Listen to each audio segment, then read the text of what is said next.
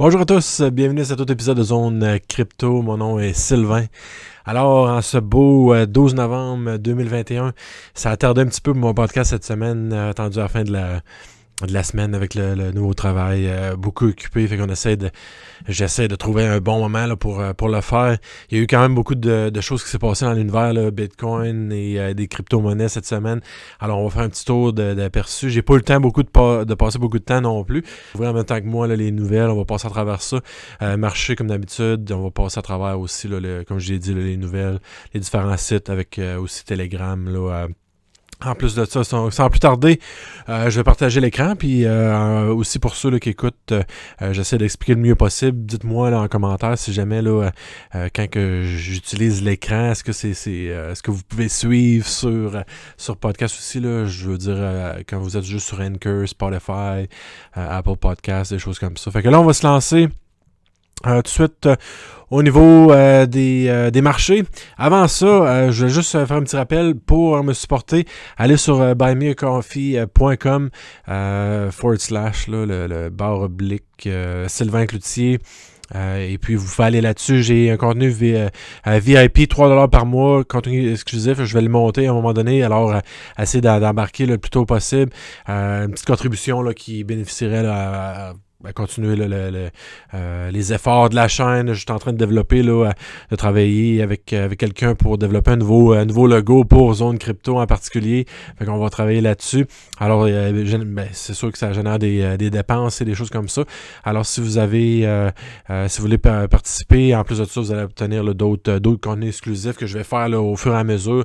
Puis vous allez aussi avoir accès exclusif sur les nouvelles choses que je vais sortir dans les prochains mois.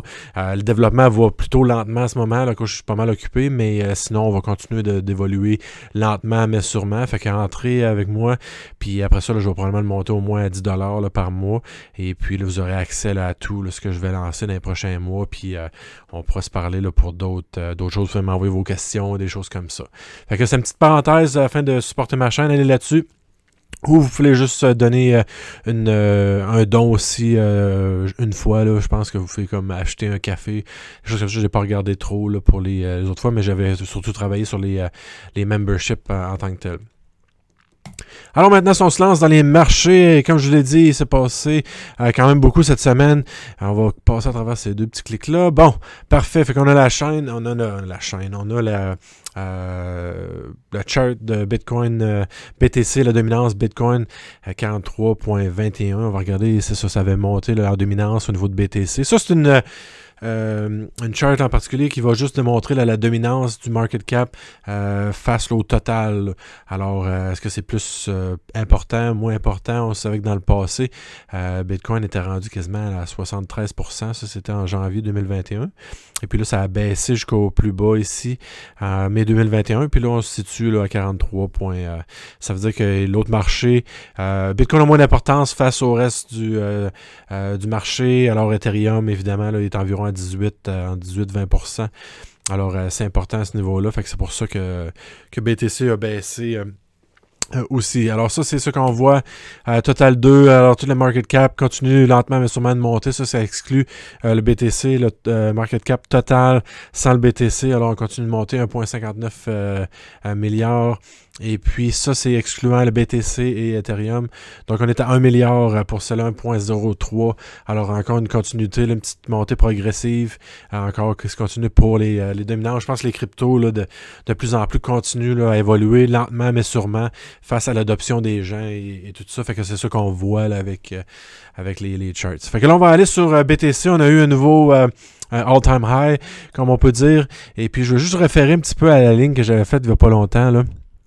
Que je disais que c'était un point fort là, pour aller taper, là, si on peut dire.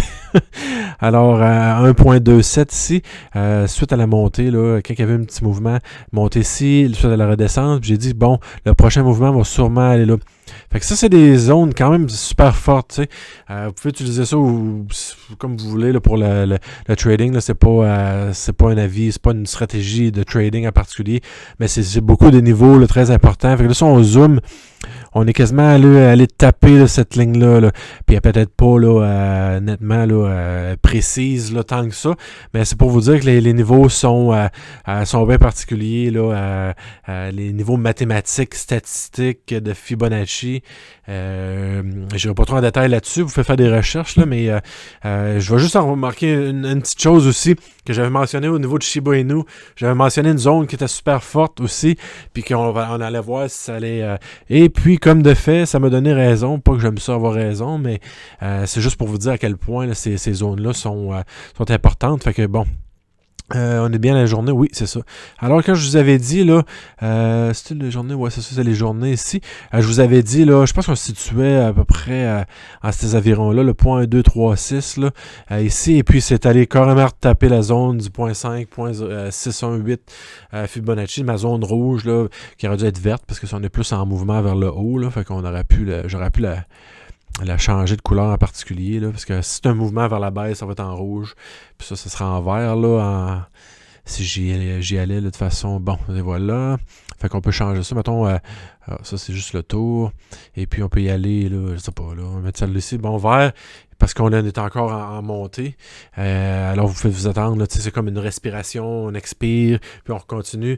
Là, ça n'a pas trop reparti, mais on est allé quand même retaper cette zone-là qui est très forte. Fait que ça, c'était au niveau de Shiba Inu, là, juste une petite parenthèse à côté de ça.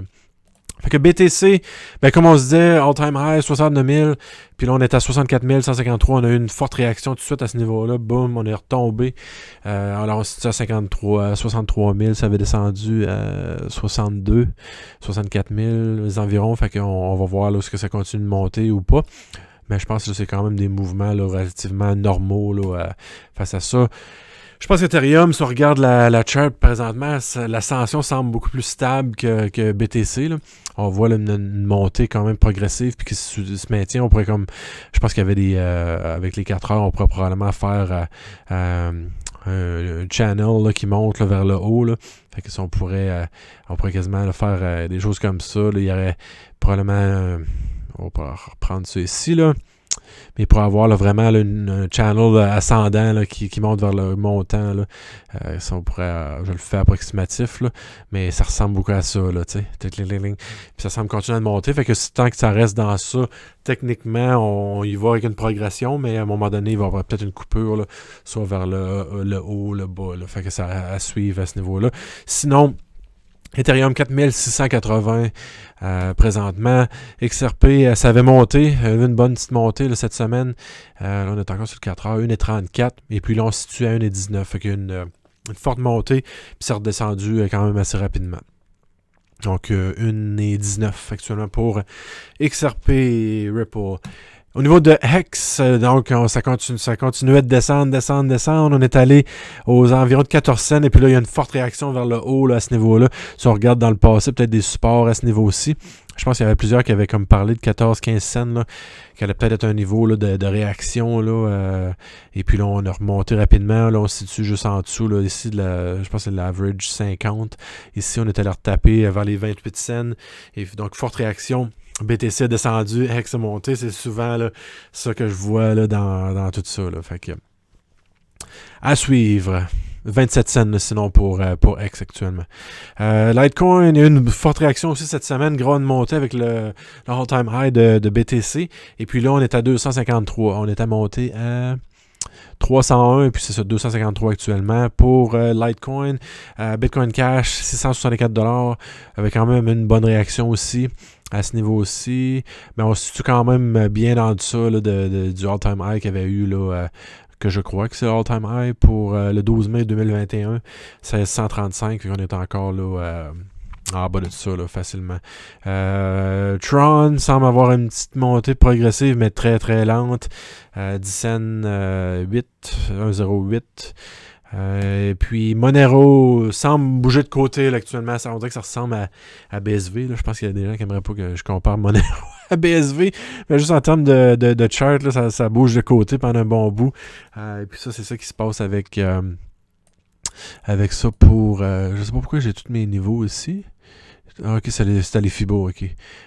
Fibonacci, alors 262 pour notre ami Monero, encore une fois, qui va dans les... J'avais fait ça pour les mouvements ici, et puis ensuite, encore dans le 0.5, 0.618, donc vous voyez une zone là, quand même forte là, pour les prix, puis c'est pas surprenant que ça se situe là en ce moment. BSV, 173 $ pour BSV. Encore une fois, pas grand-chose qui se passe au niveau de tout ça. Ça bouge pas mal de côté au niveau de BSV. On a zoomé pas mal out là, avec ça. Sinon, ça se continue à travers ça. Pour BSV, 173. Dash 222, il y a une bonne montée aussi. C'est comme un peu Litecoin, BCH. Là. On a fait un peu la même montée. Et puis Arc, à ce moment-ci, on a descendu. Là. On était à quasiment à 2 $. On était à 1,80 pour Arc. Même chose pour Telos. On a une petite baisse aussi. Alors, 87 cents pour Telos. Syscoin, j'en avais parlé un peu. C'était un projet quand même assez intéressant à aller voir. Il y a eu beaucoup de progression au niveau. Là, c'est comme un peu un entre-deux avec BTC et puis Ethereum. Ils font des bonnes choses. Vous pouvez aller voir ça. Smart Cash, encore pas mal dans le bas, 0,05 au niveau des scènes. BTT n'a pas monté beaucoup non plus. BitTorrent, je voulais vérifier ça parce qu'il y avait la nouvelle chaîne qui avait créé, mais ça ne semble pas avoir eu le grand effet sur le prix. Ici, au niveau de Chili's, 52 cents. Vous pouvez vous référer à mon dernier podcast, je n'avais parlé un petit peu là, de celle-là. Et puis Shiba, là, qu'on est allé taper là, la zone, là, comme j'en avais discuté. Alors, c'est ça qui se passe un peu pour les marchés actuellement. Donc, on va continuer avec les nouvelles pour cette deuxième partie. Alors, on va faire le tour là, de certains sites, comme je le fais à l'habitude, Cryptost, Cryptonote, actualité des crypto-monnaies avec CryptoFR News, et puis là, d'autres. Là, on va regarder aussi là, les niveaux de Telegram, il y a des bonnes nouvelles là-dessus. Alors, souvent, c'est ça, je vais soit aller sur des sites comme ça pour avoir des nouvelles, soit aller sur Telegram aussi.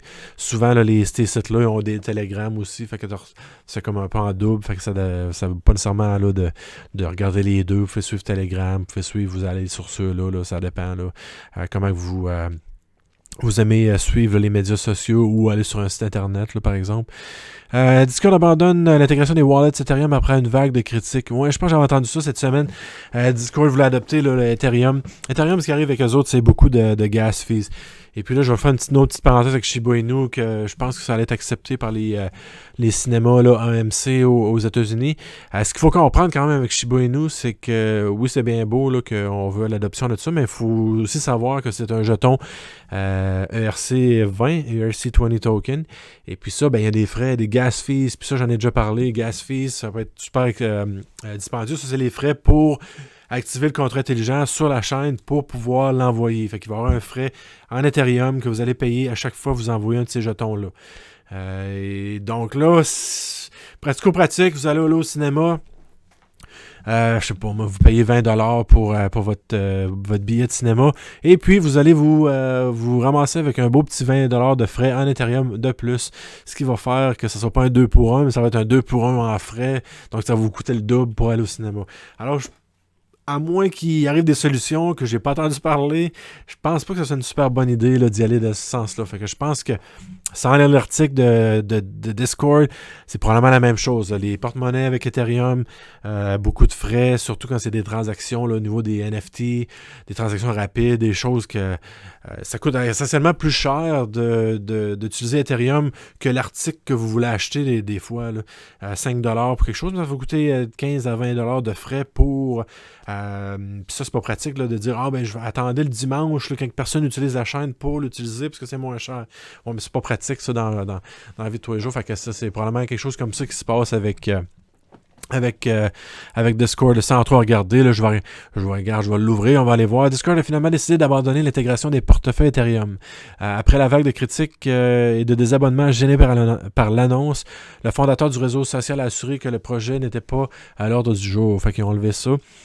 Dans un tweet ce jeudi, le créateur et PDG de Discord a annoncé l'abandon du projet Ethereum au sein de sa plateforme. Le fondateur de la messagerie instantanée assure que Discord n'a pas l'intention de mettre en place le concept révélé il y a quelques jours. Là, j'essaie juste de savoir pourquoi.